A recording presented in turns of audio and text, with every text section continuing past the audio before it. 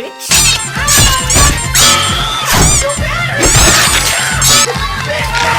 I thought that was a Moshi monster. Hey fellas, it's your boy, Shreklos the Ogre here, coming at you from the swamp of sadness that made Artax into a lifeless husk of glue. Do people these days remember the Neverending Story? Or like, am I showing age here? Wait, hold on, if I'm supposed to be inside because of the quarantine, how am I outside right now?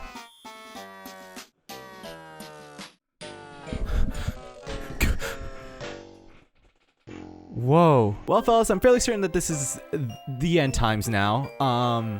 The world is on the brink of collapse. There's riots all across America.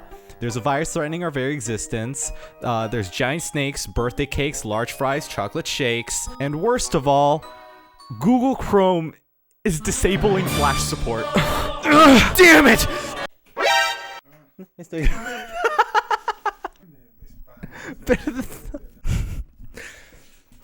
Whoopsie daisy. With Adobe Flash Player gone, and the fact that Google Chrome is the most widely used web browser in the world, Flash games, they pretty much have a definitive expiration date now. Not that people were playing them right now anyway. In a few months, none of us are going to be able to partake in a good old-fashioned territory war, or a fucking shopping cart hero, Happy Wheels, Fap Titans. Kids who go to their computer labs nowadays, if that's a thing that they still do, they aren't going to be typing up miniclip.com or andcon into Google search unless they want to use Firefox or Microsoft Edge.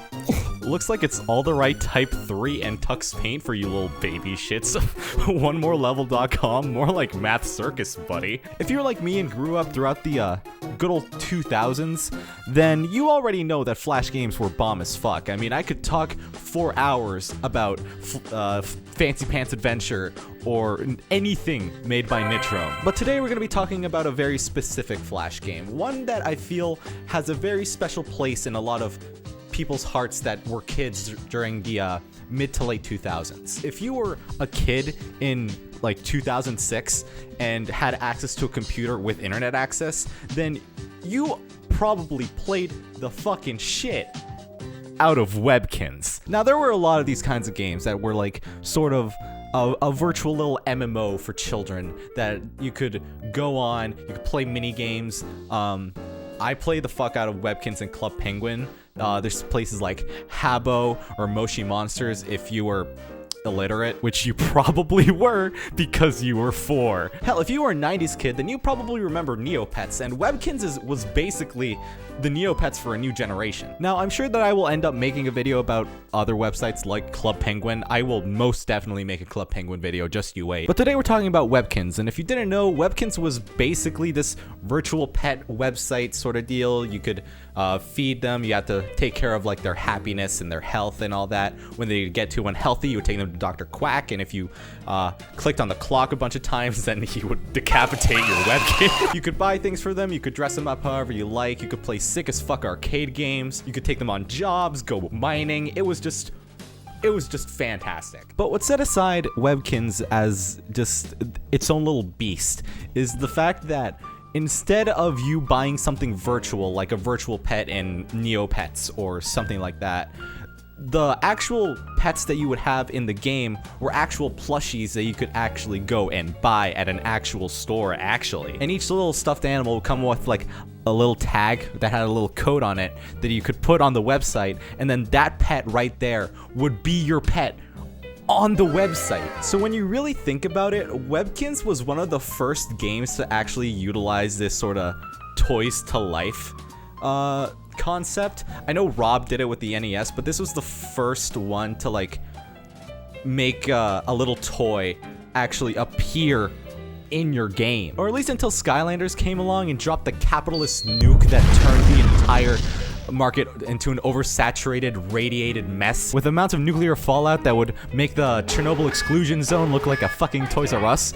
But whatever, man. I'm still not forgiving them for what they did to my man Spyro. Like, how dare you make me excited for a new Spyro game, then you drop this shit on me. Now, when I was a wee lad of 6 in the good old-fashioned year 2006, For my birthday that year, I think, I got my first little webkin. It was a lion, and his name was Stitch, but since I couldn't spell, his name was Stich. I got a lot of other webkins after that, but Stitch was my first one, and he was my favorite. And I played the shit out of this game. Goobers Lab and Hungry Hog were the fucking shit. I would be logging on every day to spin that motherfucking wheel of WoW. I would be going to do my daily job with Tabby Von Meow every 8 hours. And I would always go mining to get that fucking Crown of Wonder from Artifact, whose name is so goddamn stupid, but I never got my Crown of Wonder and I'm pissed. Also, for a little like flash game geared towards children, this game was really well developed. It was really well thought out, and they gave you so many options and so many objects to decorate your room with, and like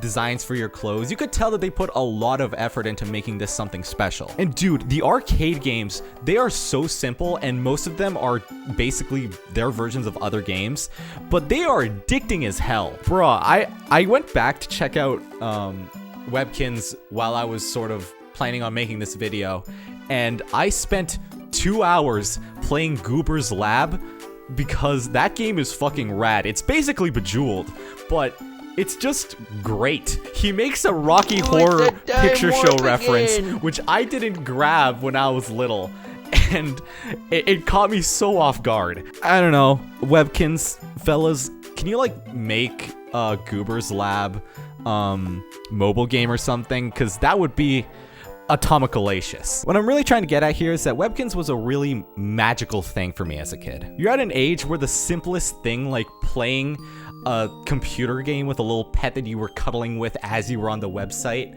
it was just incomprehensible to me as a kid that this was possible. Like, I'm playing video games with my toy. That's fucking crazy. It just gave you a special sort of connection with that plushie, since you could actually play games with it, and it made it feel more personal, especially when you had as many friends as I did. This isn't a lie. 1 year for my birthday, my birthday party was me and all of my Webkinz around my dining room table, and I would feed them just leaves and shit from outside. It depresses my dad to talk about it, but I remember that birthday, and I had a fucking rad as fuck time with my Webkinz, alright? I wasn't even sad. Anyway, I'm running out of shit to say. So here's me going back and going through my really old childhood Webkinz account. This is oh. Wait till my big brother gets home. Left, right, shamu. So here it is, Webkinz nowadays. I have gone on this a few times so far. And by a few times I mean like once or twice when I was going back to it to make the video. Right now we're playing as my wombat Wally, but you can see that I had quite a few Webkinz down here from when I was a kid. I was very creative with such names like Milk and Go-Go. Is it this? Yeah, there it is. Look at this fucking place. Look at how big I made it. That's classic. Oh, can you make like juice and shit with these things? Yeah, a sandwich. Okay, let's make a sandwich, I guess. I guess we'll use bread as a bagel. Let's make a bagel. I've made gray black. That looked really suggestive, especially after watching Webkinz fucking. I guess just my love of Bejeweled started at a young age because Honey Pot was one of my favorite games of all time. That's Bejeweled. That being said, I guess it got to be much more of a degenerate when I was growing up. My word, Eureka! Oh, Mom, I'm godlike right now. Why are you calling me? Oh well, it's back to the drawing board for me. I blame my mom.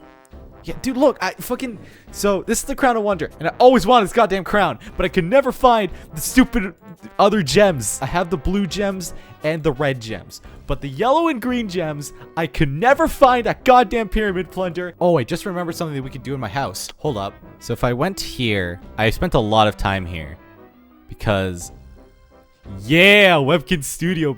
So this was a thing where you can make your own little movies. So I made a fuck ton.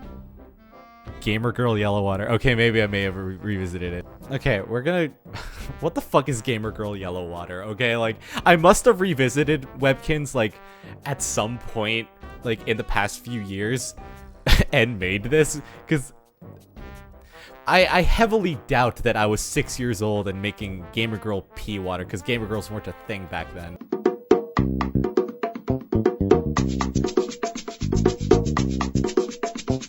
Hey, Gamer Boy. Hi, Stacy.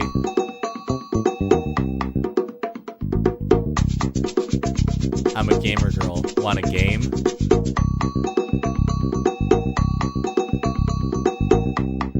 You're not a gamer, Stacy. You're a woman. And what the fuck? Anyway, that was my video. I don't know why I decided to talk about Webkinz.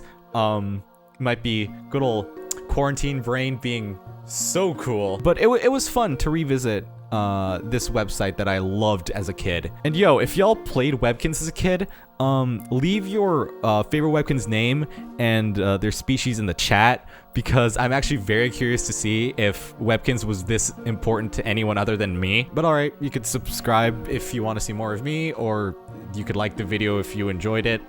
Follow me on Twitter for more atomoculacious tweets. And yeah, that's it.